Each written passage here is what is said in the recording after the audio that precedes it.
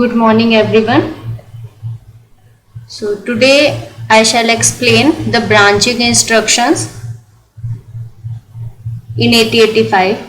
The branch instructions are the most powerful instructions because they allow the microprocessor to change the sequence of a program, either unconditionally or under certain conditions.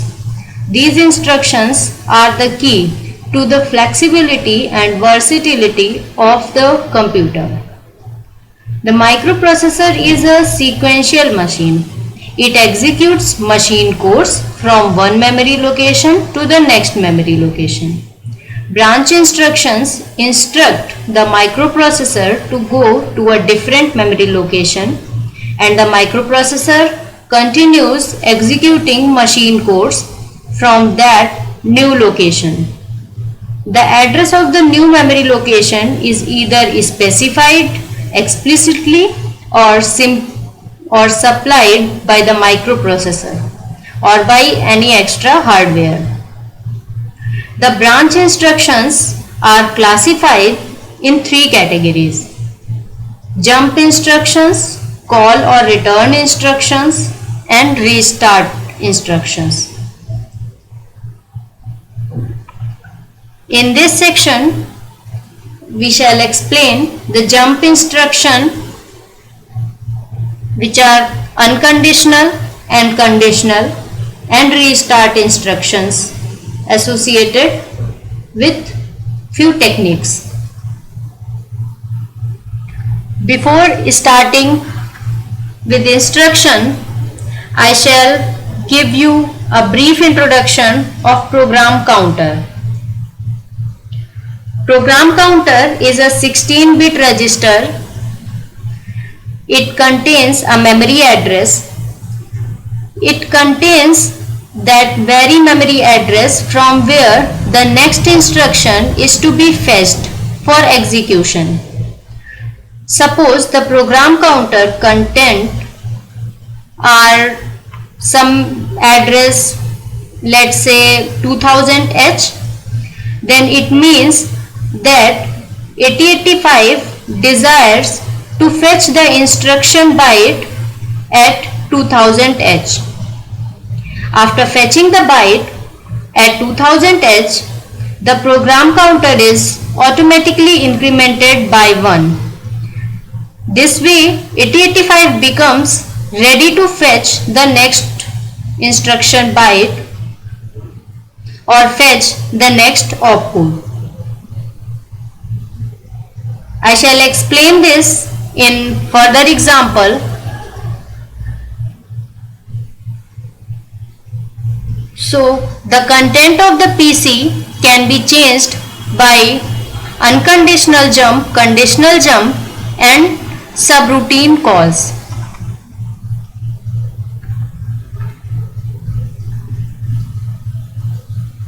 Now, stack pointer.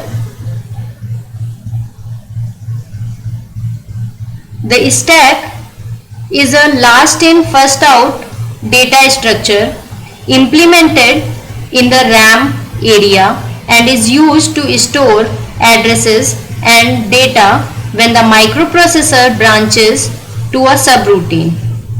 Then the return address used to get pushed on this stack, also to swap values of two registers and register pairs. We use the stack as well. In the programmer's view of 8085, only the general purpose registers A, B, C, D, E, H and L, as shown in this figure. All the registers accumulator can be represented as A, and other B, C, D, E, H, L and flag registers were discussed so far. But in the complete programmer's view of 8085, the two more special registers, in which one is stack pointer. Stack pointer register will hold the address of the top location of the stack, and it will have to be fetched at the time of Stack execution.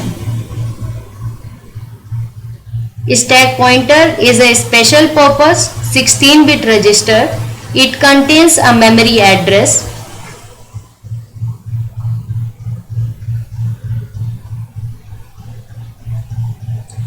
Now let us take an example of unconditional jump instruction, and we shall see here that how the program counter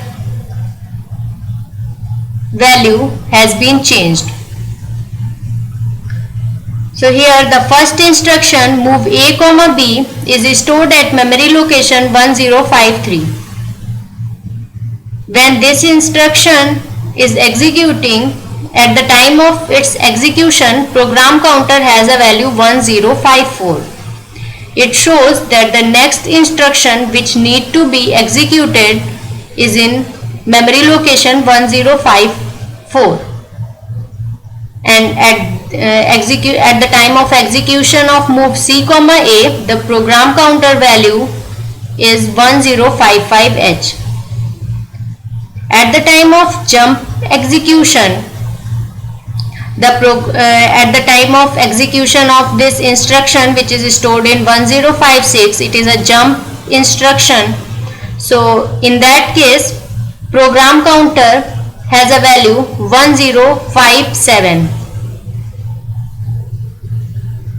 But when this jump is executed, at that time this location has some address which need to be executed first before the execution of 1057. So in that case, program counter value has been changed. So this 1045 will be stored in a stack pointer, and PC has been replaced with the location address. This is how the program counter gets affected during branching instructions.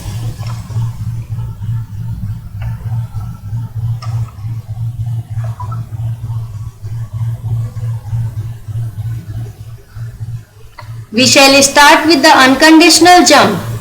The 8085 instruction set includes one unconditional jump instruction.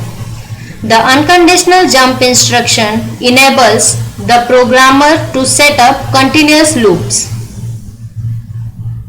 So here an instruction jump with a 16-bit memory location. So let's say take an example, 15040 is the location.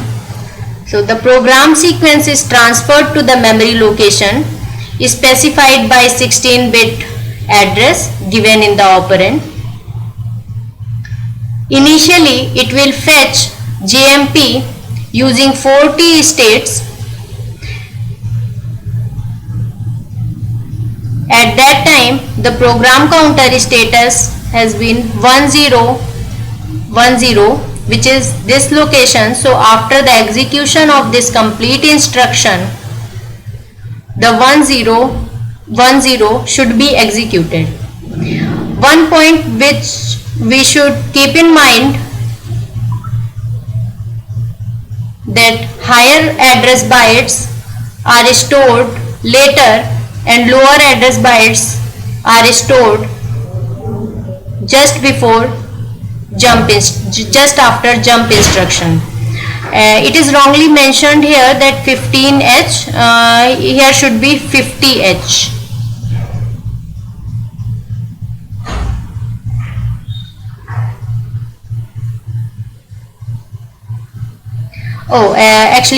Sorry for my mistake. There 15H should be here, 40H should be written, and here 50H should be written, because the first byte it will read, it will represent lower address byte, then the second byte will represent higher address byte. Unconditional jump has been unaffected by flag registers. When unconditional jump situation will occur, at that time directly the pointer should point to the given location.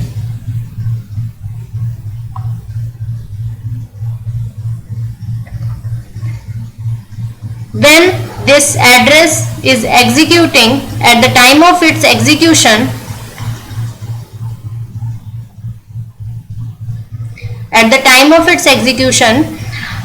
the program counter has a value 4015 because it is the location which need to be accessed, as 15 is being read as lower address byte and 40 has been read as higher address byte, and stack pointer has the value which should be executed after the jump instructions complete execution. So the stack pointer will hold this value, and after its execution again the values will be swapped and the operation will be performed in sequence. In case of unconditional jump, the flag register shall play a major role there. As you can see, flag registers have sign 0, parity, carry flag. So all the flag registers shall affect execution, although this auxiliary carry shall not affect, but others will. Just like a program sequence is transferred to the memory location is specified by a 16-bit address given after the operand. So JC will represent jump if carry. When carry is 1 at the time of JC and some address, this condition will be true and program counter shall move to the assigned location. JNC, it will work when carry flag is 0. Same JZ, jump if 0. So this condition will be true when 0 flag shall be set as 1 and the pointer will move towards the assigned location. Jump if not 0 is represented with J and Z, and the condition is true when 0 flag is 0, or you can say reset, not set. JPE, jump if parity even, and jump if parity odd. So they are represented as JPE and JPO, and when the condition is true at that time, the pointer will point to the specified memory location. After the execution of jump instruction, the return is mentioned there. So return shall work like it will again move the pointer to the desired location, as I have shown in this picture. The initial program counter was 1010. So when return is executed, in that case the program counter will have the value of stack pointer and the execution shall start from this 1010, and the process will similar to other operations. So the program sequence is transferred from the subroutine to the calling program. The 2 bytes from the top of the stack are copied into the program counter and program execution begins at the new address. Return is 3 machine cycle and 10 T states. Today's assignment shall be based on jump instructions and stack operations, push pop. So push pop operations shall be explained in next video, which is also uploaded here. So all the best for today's assignment. Thank you.